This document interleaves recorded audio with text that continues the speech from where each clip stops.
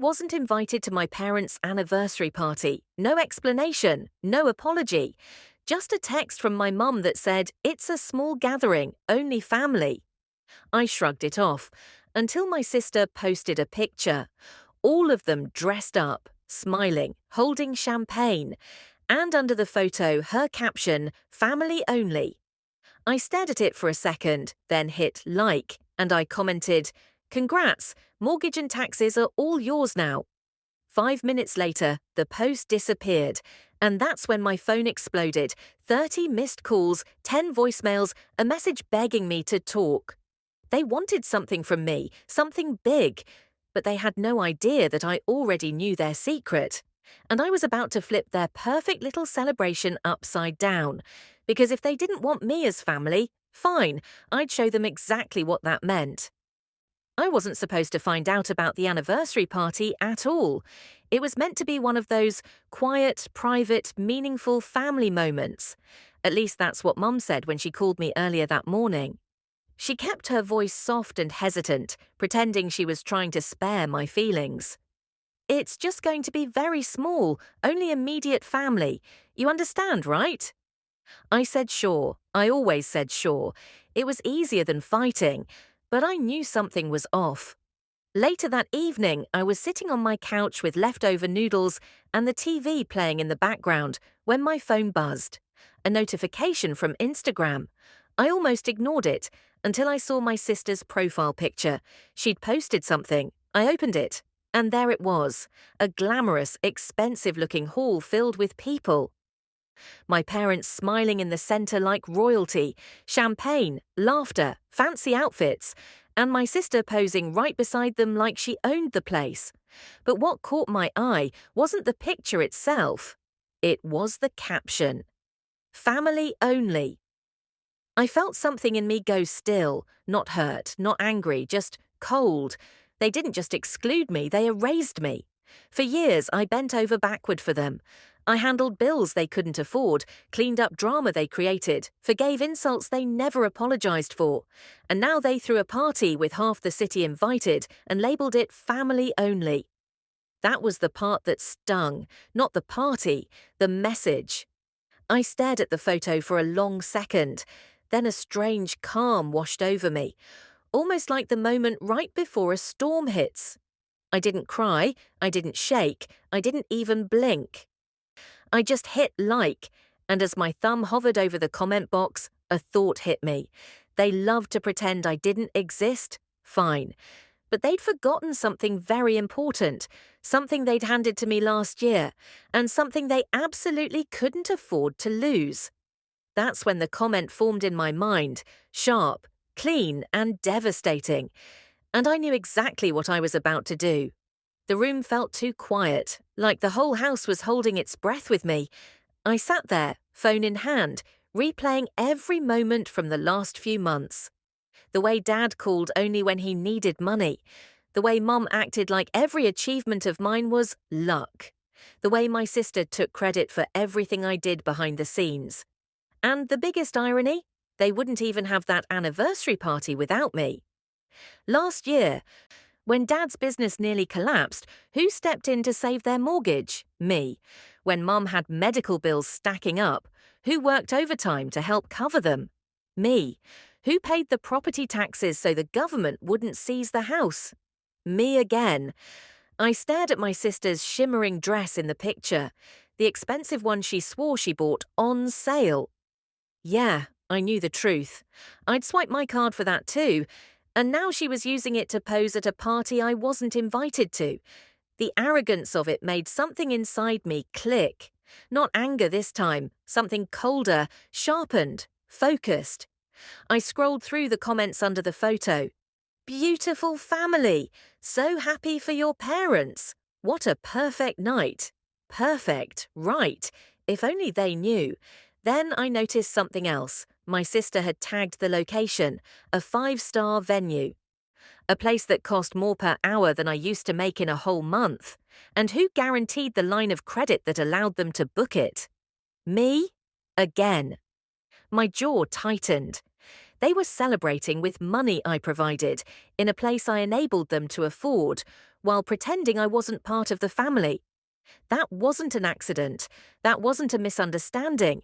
That was a message. And I finally understood it. They weren't going to stop using me unless I made them stop. So I typed my comment, calm and slow, letting every word fall exactly where it needed to land. A message they couldn't ignore, a reminder of the one thing they depended on me for, the one thing they couldn't undo. My finger hovered over post, just one tap, and the entire foundation of their perfect night would shift.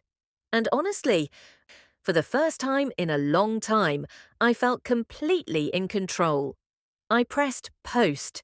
The comment appeared instantly under my sister's picture, bold and bright for everyone to see. Congrats! Mortgage and taxes are all yours now.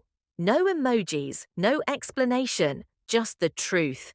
And that's what made it hit harder. Within seconds, people started liking it. A few even replied with confused question marks.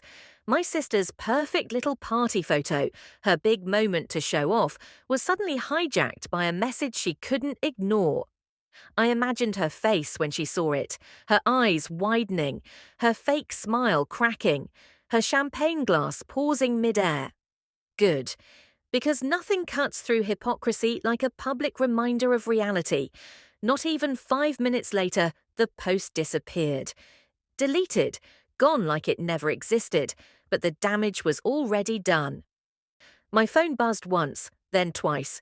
Then it started vibrating non-stop, like it was trying to escape my hand. 30 missed calls, 10 from Mum, 10 from Dad, 10 from my sister, back to back, over and over. Then the messages poured in. Mum, call me now. Dad, this is serious, we need to talk. Sister, why would you do that? Another from her. Answer the phone. Another, please. I didn't answer any of them. I just placed my phone face down on the table, leaned back into the couch, and exhaled slowly. They weren't calling out of love. They weren't calling because they suddenly missed me. No. They were calling because they finally realized what I'd known for years. I held the one string that could unravel everything they depended on. The mortgage, my name was the guarantor, the loan, they used my credit to get approved. The property taxes, I paid them for the last 3 years. My sister had just declared to the whole world that the party was family only. So fine, let her be family, let her handle everything that came with it. The next knock on my door came faster than I expected. I wasn't even fully standing up when the pounding started, loud, panicked, desperate. I looked through the peephole. It was my sister. Mascara streaked, dress wrinkled, heels in her hand, breathing like she ran a marathon. She kept banging, voice shaking. Open the door. We need to talk. Right now. I didn't. Not yet. Instead, I watched her fall apart on my doorstep. And for once, I didn't feel guilty or confused or ashamed. I felt clarity. Because when people show you what you mean to them, believe them the first time. But when they realize what you mean to their survival, that's when they panic. I unlocked the door but only opened it a crack. Her eyes were wild. Why did you comment that? Do you know what you've done? I tilted my head slightly. Do you know what you did? Her lips parted, but nothing came out.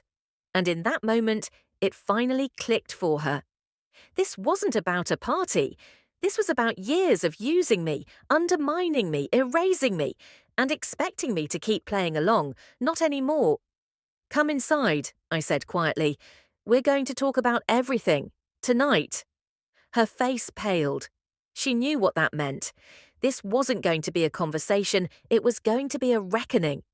She stepped into the living room like someone entering a battlefield, arms shaking, breathing unsteady, that I'm in trouble panic written all over her face. Her perfect party makeup was ruined.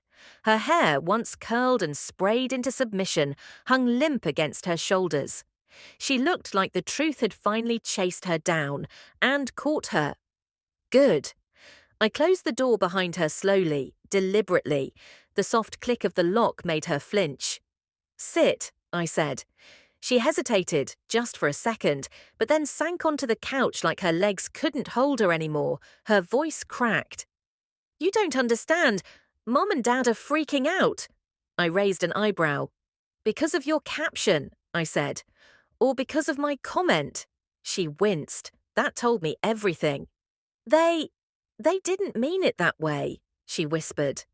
I laughed, but there was no humor in it. They said family only. You captioned family only, and guess what? You all celebrated without me, so tell me, how else was I supposed to take it? She blinked fast, like the tears were trying to escape. They didn't invite you because, I leaned closer. Because why? She swallowed, eyes darting away. Because you're the one who always makes things complicated. Complicated? That word hit me harder than excluded, harder than family only. Complicated is the word people use when they don't want to admit the truth. Complicated is the label they give you when you no longer fit the role they built for you.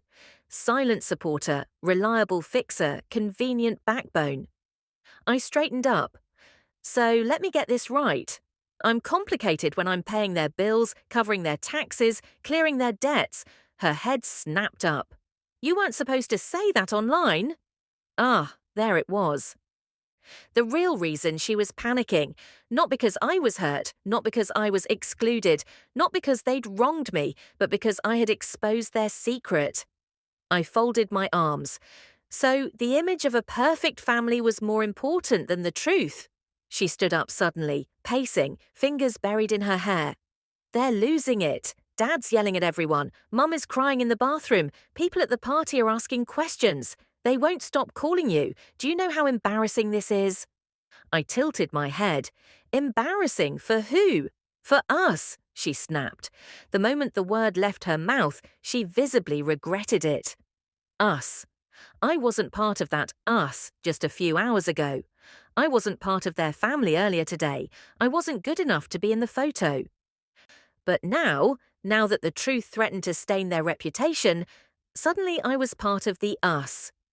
No, I said softly, this is embarrassing for you, not me. She stopped pacing. Her shoulders dropped. Her voice softened in a way I hadn't heard in years. We need you, she whispered. We really, really need you. There it was, the confession beneath everything, the motive behind the frantic calls, the reason she was standing in my living room instead of partying. I didn't respond, I just waited. She sank back onto the couch and buried her face in her hands. Dad told the bank you'd cover the mortgage again this year, she mumbled, and Mum told the accountants you'd take care of the taxes like you always do. I let the silence stretch, let the weight of their dependence settle on her shoulders. And now, she said, voice breaking, everyone at the party knows they're living off you. I walked over slowly until I stood right in front of her. Good, I said. She looked up, eyes wide. What? I repeated myself, slower this time. Good. She stared at me like she didn't recognize me. You're different, she whispered. No, I said, I'm finally acting like someone who knows her own worth. She blinked as if the words stung, and maybe they should have, because for years they all expected me to be the silent savior, the one who paid, fixed, rescued, repaired. But tonight, I reminded them that every favor had a cost, and the bill was long overdue. My sister sat there staring at me like I was suddenly a stranger. Maybe I was, or maybe, for the first time in her life, she was seeing the real me, the version she couldn't control, guilt trip or manipulate. She wiped her eyes and tried again, voice shaky. Can you just come talk to Mom and Dad? Please, they're losing it. Dad keeps saying he'll fix it, but he can't, not without you. I didn't move. She pressed on, desperation leaking through every word. The bank already called him. They said since your name is the guarantor, you're legally responsible. They're expecting payment next month. If you pull out, the whole house, everything could be seized. I raised my brows. So the family-only daughter is good enough to save the house, but not good enough to enter the celebration. She looked like she'd been slapped. "That's not what we meant," she whispered. I tilted my head. "Then what did you mean?" Her jaw clenched. Not with anger, with guilt. She opened her mouth, closed it, tried again. "Mum didn't want any drama tonight." Ah, there it was. I let out a cold, humourless laugh. She didn't want me ruining her image, but she didn't mind me paying for the roof over her head. My sister looked down at her hands. "You know how they are," she whispered. "They only wanted a peaceful night." "And peace," I said, "means a night without me." She didn't answer. That silence was my answer. A silence that stretched back decades, to the birthdays they skipped, to the accomplishments they ignored, to the times they only acknowledged me when they needed something. I took a slow step toward her. "Do you even hear yourself?" I asked quietly. "You excluded me, then came running because you still expect me to fix everything." Tears finally spilled down her cheeks. "I didn't think the caption would hurt you," she whispered. I looked at her sharply. "It wasn't the caption," I said. "It was the truth behind it." She went still, and then the panic returned full force. "Will you please, just this once, help us fix it before Mum and Dad lose everything?" I didn't answer right away. I just watched her break down in real time. For years, she had the easy path. The favourite child, the golden one, the centre of attention, the one who basked in our parents' approval while I did the heavy lifting. But now she was in my living room, looking at me the way a drowning person looks at the only life raft in the water. "Please," she whispered again, "if Dad loses the house, if the bank steps in, they don't have anywhere else to go." I raised a brow. "They should have thought about that before they told me I wasn't family."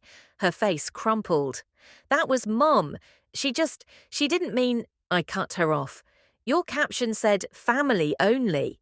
She flinched. "And last time I checked," I said quietly, "you typed that with your own hands." She whispered something so soft I barely heard it. "I thought it was funny." I stared at her, really stared, and in that moment it hit me. She wasn't malicious. She wasn't cruel the way our parents could be. She was selfish, spoiled, shallow, but not evil. She just never had consequences for anything, not once in her life, because I had always cleaned it up. And suddenly I felt a strange shift inside me, a quiet strength, a boundary I should have set years ago. I sat down across from her and spoke calmly. "You're going to call Mum and Dad," I said, "and you're going to tell them that we're having this conversation on my terms." Her breath hitched. "What terms?" she whispered. I leaned back. "The truth," I said. She swallowed hard. "And then?" she asked. I held her gaze. "Then," I said softly, "we decide what your family looks like from now on." Her eyes widened. Because she wasn't the only one who needed to understand what she'd done. Our parents did too, and the reckoning was coming. My sister stared at me like she wasn't sure whether to breathe or run. The word terms rattled her. Good. It was time she finally learned what accountability felt like. She wiped her eyes with the back of her trembling hand. "Oh, okay," she whispered. "I'll call them." Her voice cracked as she dialed our mum's number. It rang once, twice, then. "Put it on speaker," Mum screamed before my sister could even say hello. The desperation in her voice made the hair on my arms stand up. My sister glanced at me. I nodded. She hit the speaker button. Mum's voice blasted out, frantic, shaky, unhinged. "Where are you? Did you fix it? Did you delete it? Tell me she didn't mean what she wrote. She's right here," my sister whispered. Silence. Then, "Your sister is there." I stood up slowly and took a few steps toward the phone. "Hello, Mom?" The silence turned to ice. "Why didn't you answer your phone?" she finally snapped, trying to sound angry instead of terrified. I kept my voice calm. "Because you made it clear today that I'm not family." "I didn't want to bother you." My sister lowered her eyes. Mum inhaled sharply, the phone crackling from the tension. That caption was a joke, she insisted. A joke. You're too sensitive. You always have been. There it was, the classic move. Turn the blame on me. I smiled, a small sharp smile she couldn't see, but she could hear. Is the mortgage a joke too? I asked. Or the unpaid taxes? The credit line you took in my name? The loan documents you signed with my information? The silence that followed was different this time. Not angry. Terrified. Dad's voice suddenly entered the call, rough and strained. Your comment has caused a mess, he growled. You embarrassed us in front of everyone. Your mother cried in front of guests. I laughed, low, cold. Dad, I said, you've cried to me every tax season for 3 years. Funny how that wasn't embarrassing for you. My sister covered her mouth, eyes wide. Dad tried again. This is not the time to point fingers. It's exactly the time, I cut in. My voice didn't rise. It didn't need to. My parents were the ones on unstable ground now. Tell me something, I said. Why was everyone invited except me? Mum snapped immediately. We didn't want you bringing negativity to our night. My sister winced. I folded my arms. Negativity, I repeated slowly. I helped pay for the venue, for the catering, for the DJ, for the down payment on the house you're living in. But you didn't want me there because you were scared I'd ruin your perfect family image. The phone stayed silent, completely silent. And then, my mum whispered something I never imagined she would admit out loud. You overshadow things. My sister's mouth fell open. Overshadow? Me? The daughter they barely acknowledged? The one they treated like a backup generator, useful only when everything else failed? I let out a slow breath. So all these years, I said quietly, you used me behind the scenes but kept me hidden because my presence made you uncomfortable. They didn't respond. They didn't have to. My sister looked at me with a hollow understanding, like she was finally seeing the old patterns through new eyes. I took the phone from her hand. Here's what's going to happen, I said, voice steady. You will not show up at my house tonight. You will not bang on my door. You will not manipulate, guilt trip, or threaten. And you will not call me again until you are ready to talk like adults. Dad scoffed. And what about the mortgage? The taxes? The house? I smiled again, slow and deliberate. Oh, those. I'm removing my name next week. Everything goes back to you. My parents gasped in unison. You can't do that, Mum choked out. I can, I said, and after the way you treated me today, I will. My sister whispered, what will they do? I didn't look at her. That's not my problem anymore. And then, before they could beg, scream, or bargain, I hung up. My sister stared at me like she'd just witnessed something huge. A shift, a line drawn, a boundary set 20 years too late. She whispered, they're terrified. I nodded. They should be. My sister sat frozen on the couch, staring at the phone like it might explode. She wasn't crying anymore. She wasn't angry. She wasn't confused. She was finally aware. Aware of the years I carried everything. Aware of the way our parents leaned on me. Aware of how easily they erased me the moment it suited them. She whispered, barely audible, what's going to happen now? I walked to the window and pulled the curtain slightly, watching the soft glow of the streetlights. For the first time in my life, my chest didn't feel tight. My shoulders didn't feel heavy. My thoughts weren't racing. I felt free. They'll figure something out, I said. People always do when they lose their safety net. My sister hugged herself. They never thought you'd leave. I know, I said quietly. That was the problem. She looked up at me with a softness I hadn't seen in years. I'm sorry, she whispered. For the caption, for the party, for everything. I studied her face. Guilt, shame, realization. Maybe even growth. I know, I said. She shook her head. You don't understand. They raised me to believe I was the center of everything, that you were… She paused, face twisting. Excess. extra, not important. I didn't look away. And what do you believe now? I asked. She swallowed hard. I think you're the only reason any of us made it this far. The honesty in her voice surprised me, not because it was emotional, but because it was true. She took a breath. Will you still help them? I turned to her fully. No, I said, not anymore. She nodded slowly, like she expected that answer but needed to hear it out loud. And then the surprising part, she didn't beg, she didn't argue, she just whispered, I'll tell them. And she meant it. She picked up her shoes, wiped her face, and walked to the door. When she stepped outside, she paused, one foot on the porch, one foot in the house, as if she wanted to say something more. Instead, she just said, Thank you for finally standing up for yourself. Then she left. I locked the door behind her, not out of anger, not out of pettiness, out of peace. Because for the first time in years, my home belonged entirely to me. No guilt, no expectations, no hidden debts, no silent sacrifices. Just me and my life. The life I built without them. My phone buzzed again on the table. One last call from Dad. I let it ring and ring and ring until it finally stopped. Some endings aren't loud. Some don't require screaming or slamming doors. Some endings come quietly with a decision, I deserve better than this. And that's exactly what this was. The end of their control. The end of their entitlement. The beginning of my freedom. They didn't want me at their party. Fine. They would now learn what life feels like without me in it at all.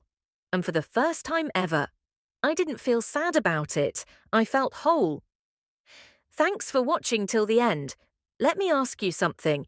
If you were in my shoes, would you have answered those calls? Would you forgive a family that only remembers you when they need something? Or would you walk away the way I finally did? I'd love to hear what you think in the comments. And if you enjoy stories like these, betrayals, comebacks, and the kind of endings that make you think, make sure you hit subscribe before you go. More stories are coming and you don't want to miss the next one.